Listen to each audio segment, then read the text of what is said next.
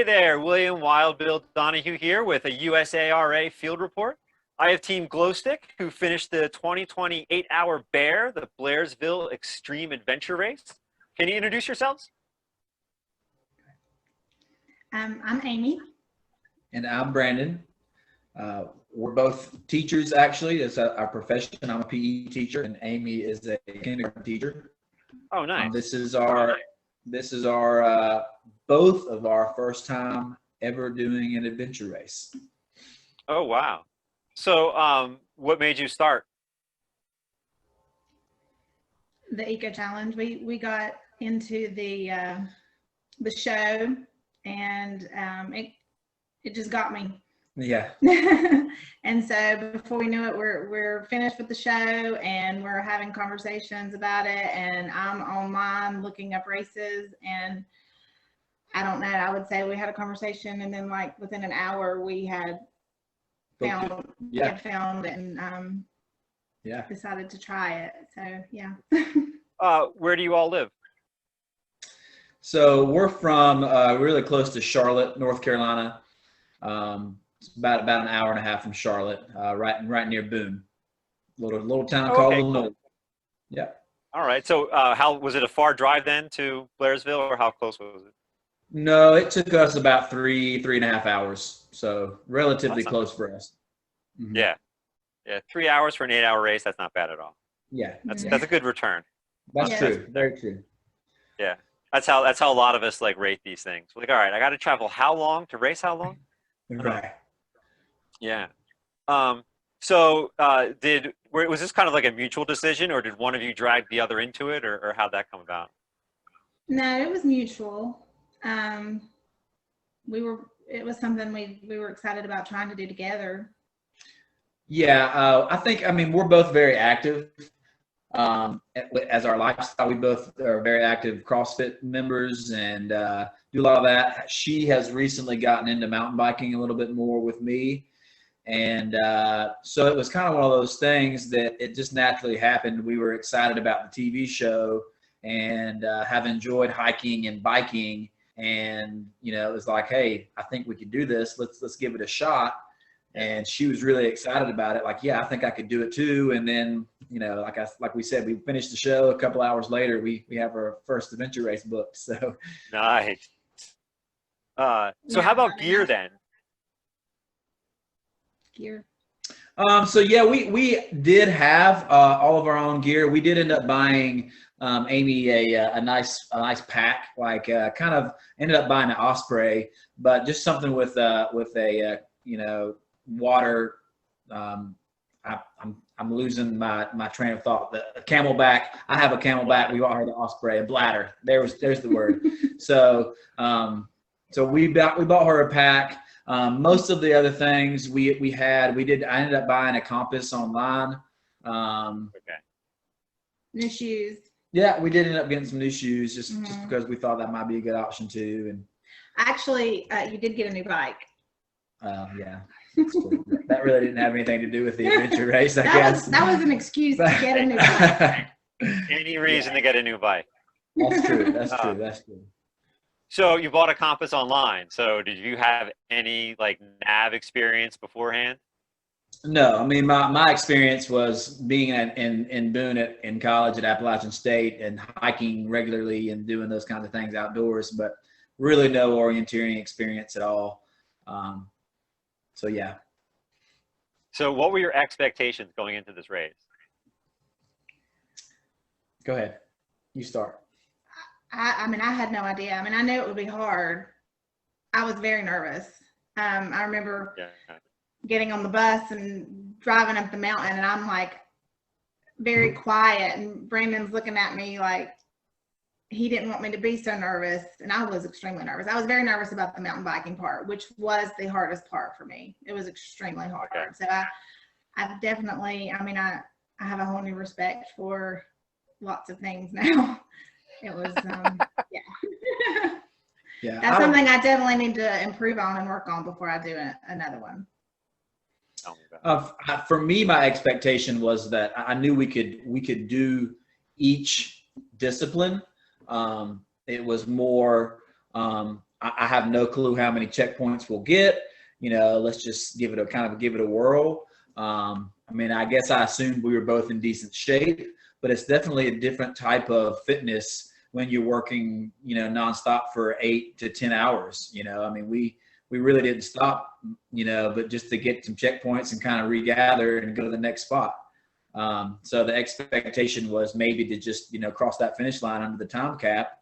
And then, my most nervous part was navigating. I was very nervous when they laid that map in front of us and we checked in, and I was like, there's 5 of them. Like, oh my gosh. And I'm like looking at these things, trying to kind of figure it out. And, we got out off the bus, and that was what I was most nervous about, was making sure that we could find these checkpoints. And honestly, after like the first one, it got easier. Just understanding how things were going, how long it was taking us. I was using my watch to time it a lot to kind of see, okay, well, it took us this long to get from this point to this point, and that kind of thing. And so it got easier, but being a newbie to orienteering or navigating, I guess, at all, it was definitely a little bit nerve-wracking to think, okay, we're out here in the middle of nowhere. They just drove us 30 minutes on a bus, and we've got to make our way back. So, the further they went, it was like, yeah, we've got to make it that far back. Yeah. Yeah, that I didn't know what to expect, to be honest. Always the hardest. So how'd it go out there? I mean, you mentioned, you found the first checkpoint, maybe some difficulty mountain biking. So how did it actually go out in the course? How did it go? I mean, I think it went really well. There was a point where we discussed skipping some checkpoints, but then we just agreed that our goal was going to be to try to get all of them. So we actually made that happen. You cleared it? We did. Yeah, we cleared it. We did clear the Well course. Done. Well done. So was it Rogaine style, in which checkpoints were optional, or were they all sort of mandatory? Yeah, so they were optional. The only mandatory thing at all were the TAs. That's the only basically two TAs. Everything else was completely optional. And, so there was a couple of, on the hike, there was a couple of spots where you could kind of cut off part of it, and skip a few and not hike quite as far. But we ended up going for it. We kind of stopped on the trail, and we were like, she just kind of made a decision. I was like, you tell me, we can turn around now. We've still got a lot of biking left, and she kind of took a deep breath and was like, nope, I think we're going to go for it. So I said, all right, let's do it then. Yeah. Cool. And so what about the mountain biking? Talk to me about that. What was difficult about that for you? Climbing. Yeah. Just a lot of climbing. I mean, I think we ended up going up to 3,200 feet elevation. So, altitude probably played a little part of that as well. Just climbing a little bit differently. She's not as experienced as a mountain biker. I've only really been biking. He got my bike for me last year for Christmas. Yeah. So, yeah. So that tells you right there. Yeah. I mean, we've rode, but she doesn't have a ton of experience on a trail, and even just simple things like, shifting and, shifting right before the next hill and things like that. It was kind of like learning on the fly still for her. So that made things a little bit more difficult when we ended up mountain biking, I think almost 20 to 25 miles. So yeah. I've been mountain for 25 years, and I'm still learning and still trying to get better at climbing. It's a lot of repeats. Right. That's something we're definitely. So were there any like real low points when you were out there? Yes. There you go. I would say. I would say the second bike climb, the second time we were on the bike, I was having to push it, and I was almost in tears. Yeah. She was she struggled there. I mean, after we hiked, honestly, the hike was really intense, and so our quads were kind of on fire. So right after we got on the bikes at that TA. immediately right into another climb. I mean, it's like, I felt like we were climbing all day. But so, I mean, yeah, it was kind of like, come on, girl, just whatever. I know you're hurting, but just get off and walk, and just get off and push. And let's just try to continuously move. Let's just not stop for, 30 seconds, 2 minutes, 5 minutes, just move.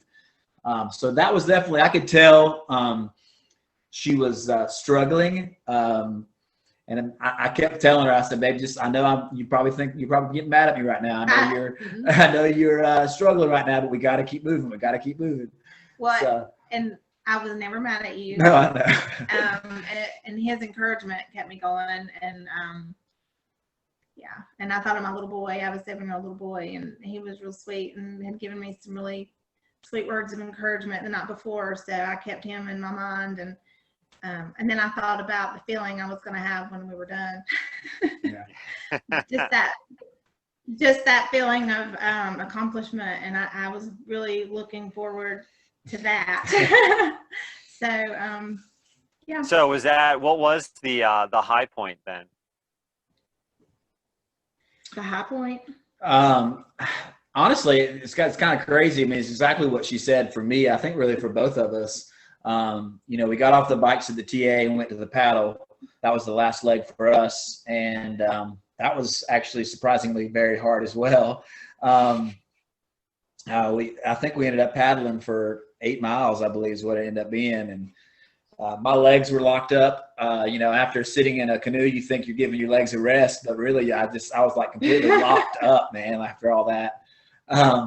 But the feeling when we got out of the canoe, we were kind of looking at our time. We realized we had cleared the course, and we're jogging back up to the finish line, and like we're talking like we just finished it. And it's definitely like this powerful, euphoric feeling kind of came over both of us. And it's definitely a very cool high point feeling when you put all that work into it. Literally, it took us almost 10 hours to complete it, and we did it. But yeah, it's a really cool feeling, Yeah.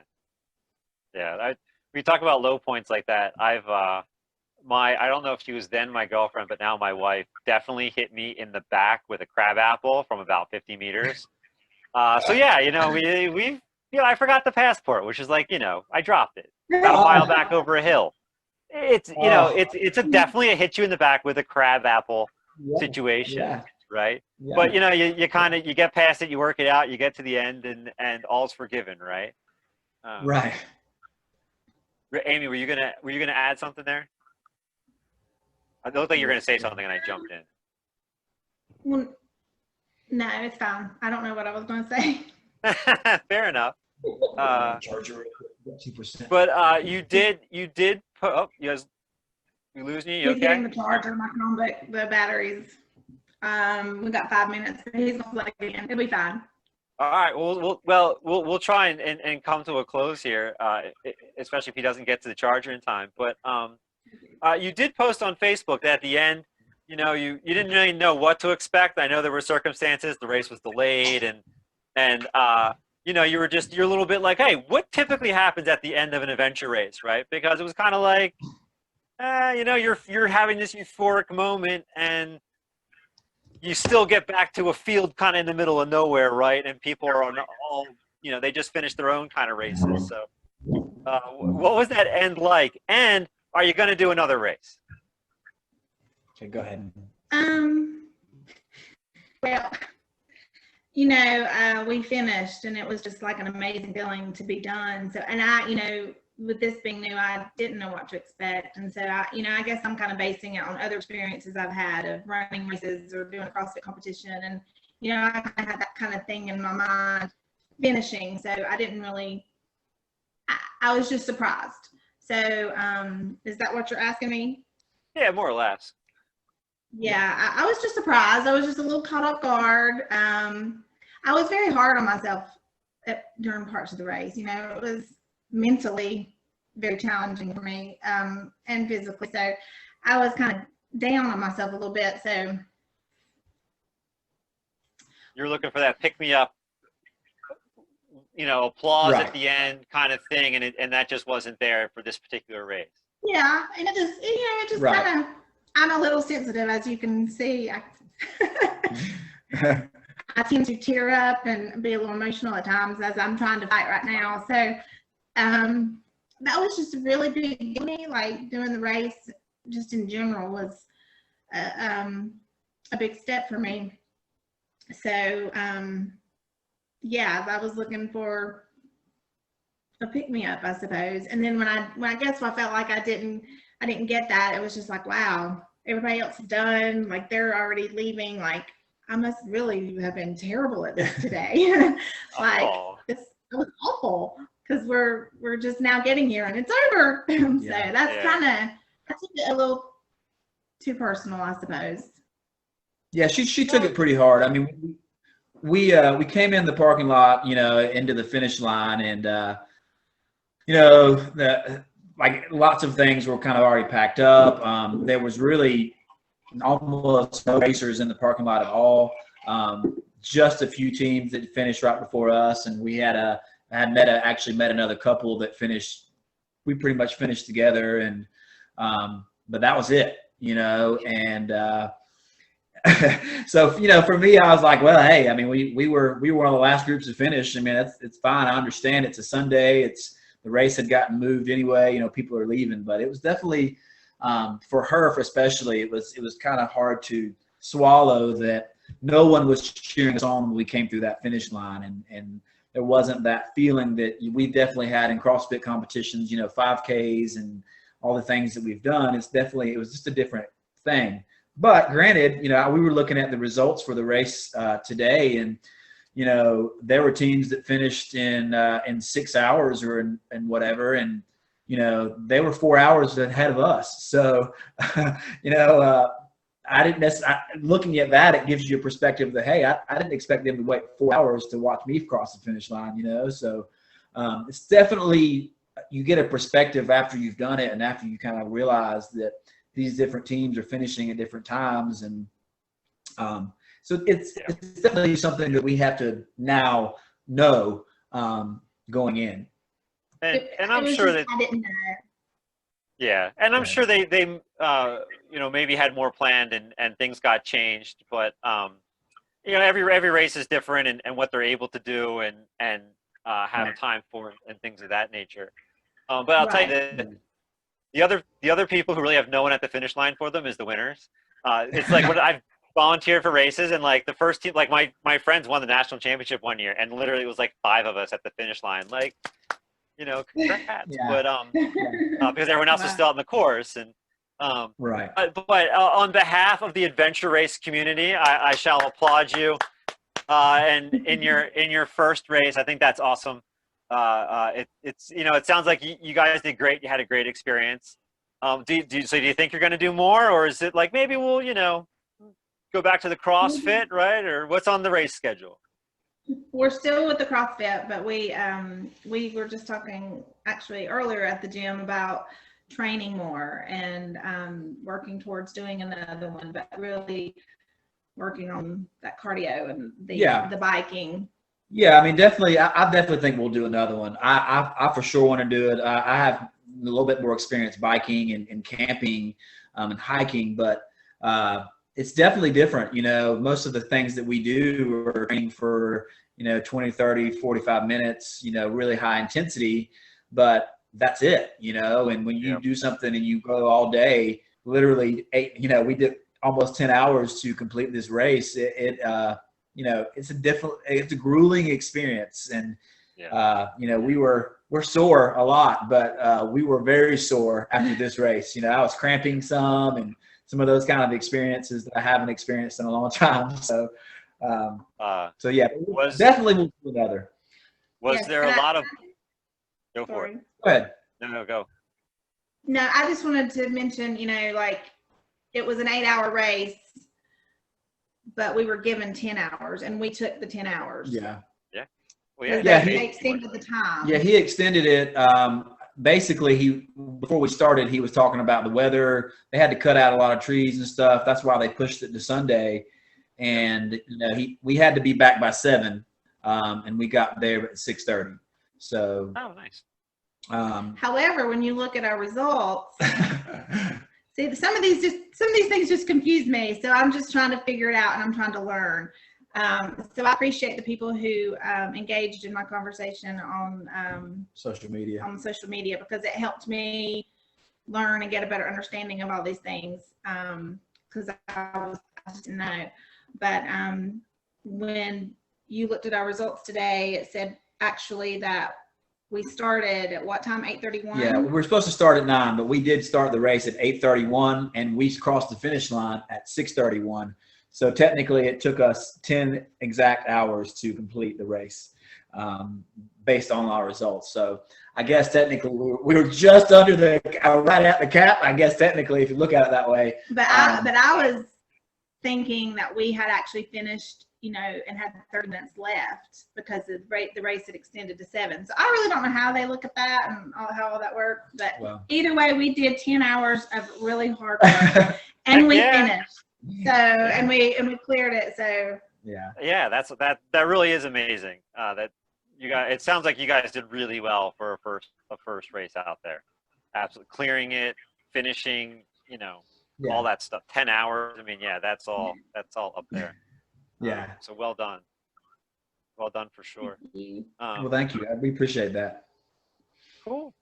Well, yeah. Thank you so much for joining me here for the field report. It was great hearing about a first-time experience. It's been like 20 years since I had a first time doing a race. So you're bringing me back to the early days, and that's awesome. That's what. So welcome to the adventure racing fold. Hope to see you guys out there again. Yes, sir. Absolutely. Thank you. All right, so that's it for this field report. Feel free to comment, like, and subscribe. And remember to keep on adventuring.